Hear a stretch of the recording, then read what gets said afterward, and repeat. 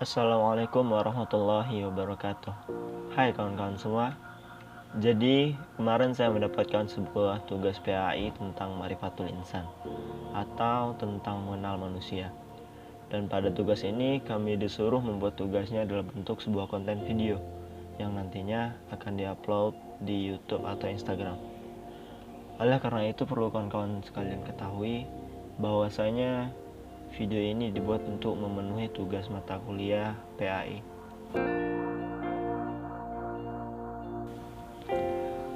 Nah, pada materi Ma'rifatul Insan ini ada 5 pembahasan yang akan saya bicarakan. Yang pertama, definisi manusia. Yang kedua, asal penciptaan manusia. Yang ketiga, unsur manusia. Yang keempat, amanah manusia. Dan yang terakhir, yang kelima, yaitu balasan untuk manusia. Baik teman-teman semua, kita masuk definisi yang pertama, yaitu definisi manusia. Jika kita artikan dari segi bahasa, manusia berasal dari kata manu dan sia. Manu berasal dari kata Sanskerta dan sia berasal dari bahasa Latin, yang jika digabungkan akan memiliki arti berpikir, berakal budi, atau makhluk yang berakal budi. Dan jika diartikan secara istilah, manusia dapat diartikan sebuah kelompok genus atau seorang individu. Dalam pandangan Islam, manusia adalah suatu makhluk ciptaan Allah yang memiliki peran penting dalam kehidupan di muka bumi. Manusia juga dipandang sebagai makhluk yang paling tinggi di dunia.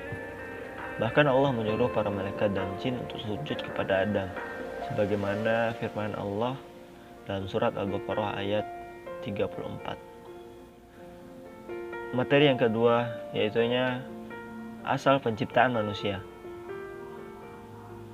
Dilihat dari asal penciptaannya, manusia tersusun dari 2 unsur, yaitu unsur bumi dan unsur langit. Unsur bumi karena manusia diciptakan dari tanah, sebagaimana terdapat dalam Quran surat As-Sajdah ayat 7. Sedangkan unsur langit karena setelah proses penciptaan manusia adalah Allah meniupkan ruh kepadanya, dan kita dapat cek dalam surat As-Sajdah ayat 9. Yang ketiga, unsur manusia. Berdasarkan penciptaannya, manusia terdiri dari 2 unsur, unsur bumi dan unsur langit. Berdasarkan fungsinya, manusia disimbolkan dengan 3 unsur utama, yaitu hati, akal, dan jasad. Nah, kawan-kawan semua, mari kita bahas satu persatu. Yang pertama yaitu hati. Rasulullah SAW bersabda, "Ingatlah bahwa dalam jasad itu ada segumpal daging. Jika ia baik, maka baik pula seluruh jasadnya. Dan jika rusak, maka rusak pula seluruh jasad. Ketahuilah bahwa ia adalah hati." Yang kedua yaitu akal. Dalam ruh manusia juga bersemayam pula akal. Ada sebagian ulama berpendapat bahwa akal ini posisinya berada di dalam hati yang digunakan oleh manusia untuk memikirkan tentang ayat-ayat Allah. Yang ketiga yaitunya jasad.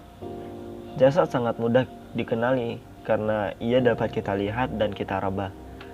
Karena tidak ada perbedaan tentang hakikat jasad ini. Yang terpenting bagi manusia adalah bagaimana menggunakan sebaik-baik mungkin untuk senantiasa taat dan beribadah kepada Allah Subhanahu wa Ta'ala. Materi yang keempat yaitunya amanah manusia. Amanah manusia terbagi menjadi 2, yaitu amanah al-ibadah dan amanah khilafah. Amanah ibadah yaitu dalam kehidupan di dunia, manusia diberi tugas-tugas agama, yaitu mengerjakan perintahnya dan menjauhi larangannya, yang mana jika dikerjakan mendapat pahala dan ditinggalkan mendapat siksa. Berikutnya yaitu amanah khilafah, yang mana maksud dari amanah khilafah ini menugaskan kepada manusia untuk mengelola bumi dan memberlakukan perintah-perintah Allah di sana. Materi yang terakhir yaitunya balasan manusia.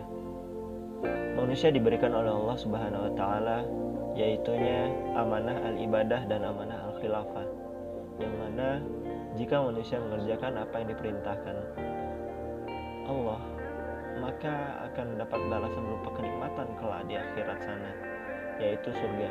Dan sebaliknya kawan-kawan, jika manusia ingkar dan tidak melaksanakan apa yang diperintahkan Allah, maka ia akan mendapatkan siksa berupa api neraka. Oke kawan-kawan, mungkin cukup sekian video ini, dan saya berharap video ini tidak hanya menjadi penggugur tugas semata, tetapi juga sebagai penguat keimanan kita kepada Allah Subhanahu wa Ta'ala. Baiklah kawan-kawan sekalian, sekian video saya, dan terima kasih sudah menonton sampai habis. Saya akhiri dengan wassalamualaikum warahmatullahi wabarakatuh.